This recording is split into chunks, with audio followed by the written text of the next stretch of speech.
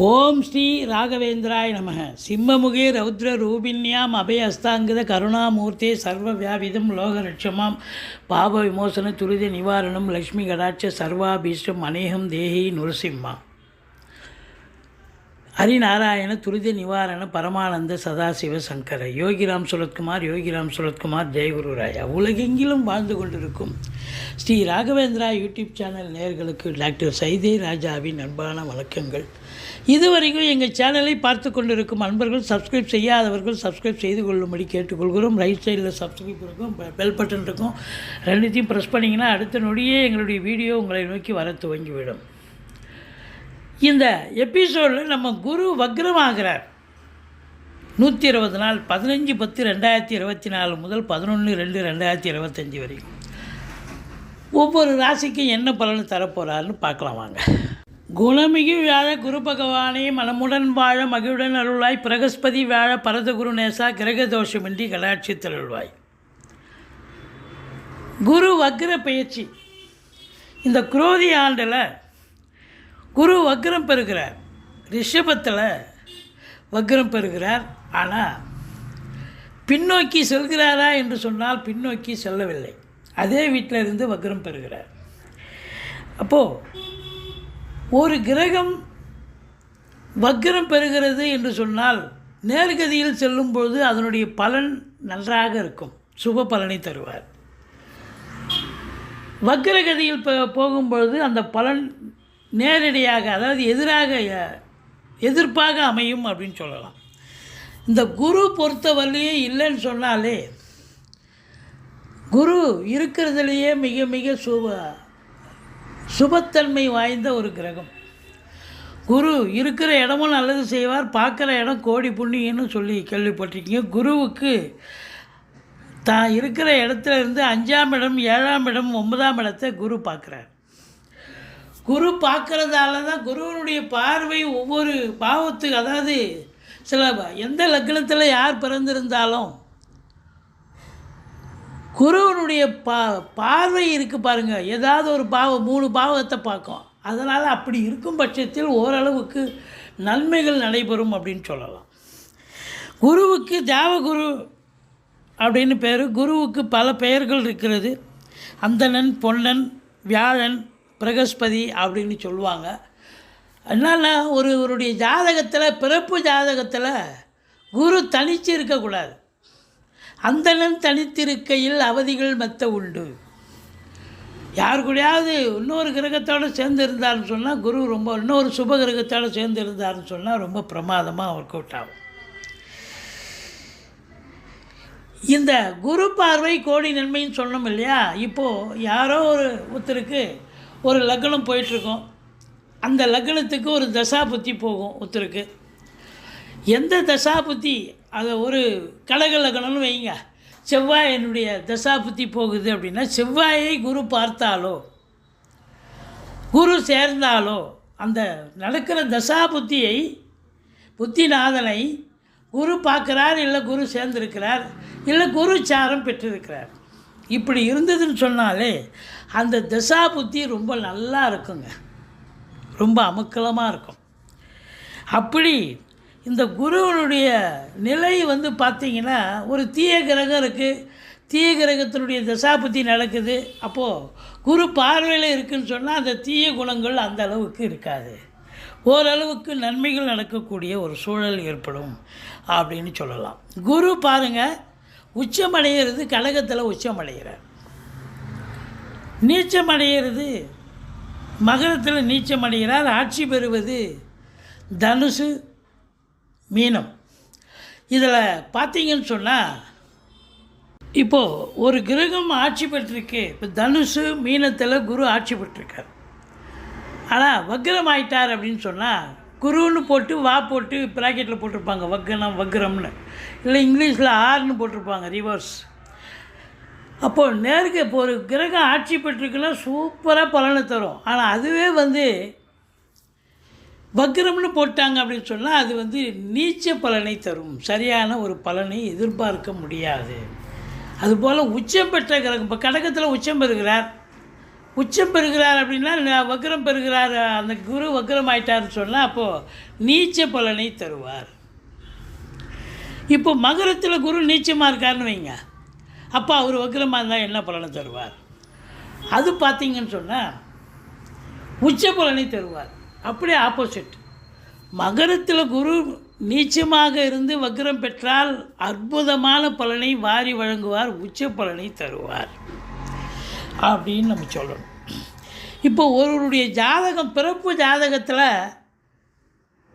குரு போட்டிருக்காங்க, குரு போட்டு வக்ரம்னு போட்டிருக்காங்கன்னு வைங்களேன், இல்லை ரிவர்ஸ்னு போட்டிருக்காங்க பிறப்பு ஜாதகத்தில் அப்படின்னா, யாருடைய ஜாதகத்தில் குரு வக்ரமாக இருக்கிறதோ அவங்களுக்கெல்லாம் இப்போ குரு வக்ரமாக இருக்கிறதால நல்ல பலனையே வாரி வழங்குவார். ஏன்னா இப்போ குரு வக்ரமாக இருக்கார்ல, இந்த குரு எவ்வளோ நாளைக்கு வக்ரமாக இருக்கார் அப்படின்னா, இந்த மங்களகரமான குரோதி ஆண்டு குரு வக்ர பயிற்சி நடக்கிறதுங்க. அதாவது புரட்டாசி மாதம் 29ஆம் தேதி குரு வக்ரமாகிறார், செவ்வாய்க்கிழமை 15/10/2024. இந்த குரு வக்ர நிவர்த்தி அடைகிறது மங்களகரமான குரோதி ஆண்டு தை மாதம் 29ஆம் தேதி குரு வக்ர நிவர்த்தி வருகிறார் 11/2/2025. சுமார் 120 நாள் குரு வக்ரமாகிறார். 120 நாளுங்கிறது 4 3 12 கிட்டத்தட்ட 4 மாதம் ஆகிப்போகுது. இந்த 4 மாத காலமும் யாருக்கெல்லாம் குரு நன்மை செஞ்சாரோ அவங்களுக்கெல்லாம் தீமை பண்ணுவார், தீமை பண்ணிகிட்டு இருந்த குரு நல்லது செய்வார் அப்படின்னு எடுத்துக்கலாம். அதாவது குரு வக்ரம் என்று சொன்னால் முன்மீட்டு பலனை தருவார். அந்த குரு மேஷத்துக்கு வரணும்னு அவசியம் இல்லைங்க, அங்கேருந்து வக்ரமாக இருந்தாலும் அது வக்ரம்தான். அப்போது இந்த குரு பகவான் பொறுத்தவரையிலையும் வக்ரமாக இருக்கிற காலங்கள் இந்த 120 நாள் 15/10/2024 11/2/2025 வரைக்கும் சுமார் 120 நாள். யாருக்கெல்லாம் பிறப்பு ஜாதகத்தில் பர்த் சார்ட்டில் குரு வக்ரமாக இருக்கோ அவங்களுக்கெல்லாம் யோகமான நாள் எடுத்துக்கலாம். நீங்கள் எந்த லக்னமாக இருங்க, எந்த ராசியாக இருங்க, குரு வக்ரமாக இருக்கா கண்டிப்பாக உங்களுக்கு யோகமாக அமையும். இந்த 120 நாளில் எதுலாம் நடக்காதுன்னு நினைக்கிறீங்களோ அதெல்லாம் நடக்கும், நடந்து முடிந்து விடும், சக்ஸஸாக நடக்கும் அப்படின்னு எடுத்துக்கலாம். இப்போது இந்த குரு பகவானுடைய வக்ர ஆகுது இல்லையா, ஒவ்வொரு ராசிக்கும் எப்பேற்பட்ட பலனை வழங்கப் போகிறது 12 ராசிக்கும் அப்படின்னு பார்க்கலாம் வாங்க. கன்னி ராசி காலபுருஷனுக்கு 6வது ராசி. இந்த ராசியில் பிறந்தவங்க என்னென்ன நட்சத்திரக்காரங்க அப்படின்னா, உத்தரம் 2 3 4 பாதங்கள், அஸ்த நட்சத்திரம், சித்திரை 1 2 பாதங்கள் உள்ளடக்கிய இந்த கன்னி ராசியில் பிறந்த அன்பர்களுக்கு இந்த குரு பெயர்ச்சி, அதாவது வக்ர பெயர்ச்சி, குரு ஏற்கனவே பெயர்ச்சி ஆகிட்டார், இப்போ இந்த 120 நாள் வக்ரம் அடைகிறார் ரிஷபத்தில். இந்த வக்ரம் அடைவதால் உங்களுக்கு சாதகமாக பாதகமாக? எங்கள் 9ஆம் இடத்துல குரு இருந்தார், யோகமாக இருந்தது, தொட்டதெல்லாம் உங்களுக்கு அனுகூலமாக இருந்தது, சாதிச்சிங்க, இப்போ சென்றமிடமெல்லாம் சிறப்பு வெற்றி அப்படின்னு இருந்தது. இப்போ அதே குரு வக்ரம் ஆயிட்டாருன்னு சொன்னால் தந்தைக்கும் உங்களுக்கும் இடர்பாடுகள் வரும். தந்தை உங்கள் பேச்சை கேட்க மாட்டார், இல்லை அவர் பேச்சை நீங்கள் கேட்க மாட்டீங்க, கருத்து வேறுபாடு வரும். அதே நேரத்தில் பார்த்தீங்கன்னா வெளிநாட்டு பயணம் ஒரு சிலர் முயற்சி பண்ணுறீங்க, அதில் ஏதாவது சில டிஸ்பியூட் வரலாம், இல்லை பிரச்சனைகள் காலதாமதம் ஆகலாம். அதனால் எச்சரிக்கையாக இருங்க, பாக்கிய குறைவு ஏற்படுகிறது. உங்களை பொறுத்தவரையிலையும் சுகமாக இருக்க முடியுமா அப்படின்னா, என்னமோ பழமொழி சொல்லுவாங்களாம, வேலை இல்லாத ரொம்ப பிஸியாக வேலை பார்க்குறோம், ஆனால் நிற்க நேரம் இல்லை, ஆனால் ரிசல்ட்டு பார்த்தா ஒன்றும் இல்லை அப்படின்வாங்க சில பேர். அதாவது ஒரு பழமொழியாக சொல்லுவாங்க அதை. அதுபோல் இந்த 4ஆம் இடம் 4க்கும் 7க்கும் ஆதிபத்தியம் பெறுவதால் படிக்கிற பிள்ளைகளை சரியாக நீங்கள் ஊக்குவிச்சு அவங்கள என்ன கோர்ஸில் சேர்த்து விடணுமோ சேர்த்து விட முடியாது, இல்லை அவங்களும் அதை படிக்கிறதுக்கான ஒரு சந்தர்ப்பம் அமையாது. அதில் ஏதாவது குறைபாடுகள் அதை விட கொஞ்சம் இன்னும் கொஞ்சம் குறைவான ஒரு காலேஜஸ் இது பண்ணிக்கலாம். தரப்பட்டியலில் கொஞ்சம் நீங்கள் எதிர்பார்த்த இதுவும் கிடைக்காது அப்படின்னு சொல்லலாம். அடுத்தது உங்கள் தாய்க்கு தேக ஆரோக்கிய குறைவு ஏற்படலாம். தாய் வழி சொந்தங்கள் உங்களுக்கு அகென்ஸ்டாக மாறலாம். உங்களுக்கு சுகம் இல்லை அப்படின்னு சொல்லலாம். அதான் நீங்கள் ரொம்ப பிஸியாக இருக்கிறேங்க, 24 மணி நேரம் வேலை செய்கிறேங்க, ரிசல்ட்டு ஒன்றும் பெருசாக இல்லைங்க அப்படின்னு சொல்லக்கூடிய ஒரு நிலை. வண்டி வாகனங்கள் செலவு வைக்கும். அசையா சொத்துக்கள் செலவு, அதாவது அது ரிப்பேர் பண்ணுற செலவு, வீடு கடை வாடகை கொடுப்பீங்க, அது ரிப்பேர் பண்ணணும், ஷட்ரு போயிடுச்சு அப்படி இப்படின்னு சொல்லுவாங்க. அதெல்லாம் நீங்கள் பார்த்து முடித்து கொடுக்க வேண்டிய சூழ்நிலை வரும். படிக்கிற பிள்ளைங்க நீங்கள் எதிர்பார்த்ததை விட படிப்புலேயும் கொஞ்சம் நாட்ட குறைவாக இருக்கும் அப்படின்னு சொல்லலாம். 7ஆம் இடம் அப்படின்னும்போது நண்பர்களுக்கும் உங்களுக்கும் கருத்து வேறுபாடு வரும்.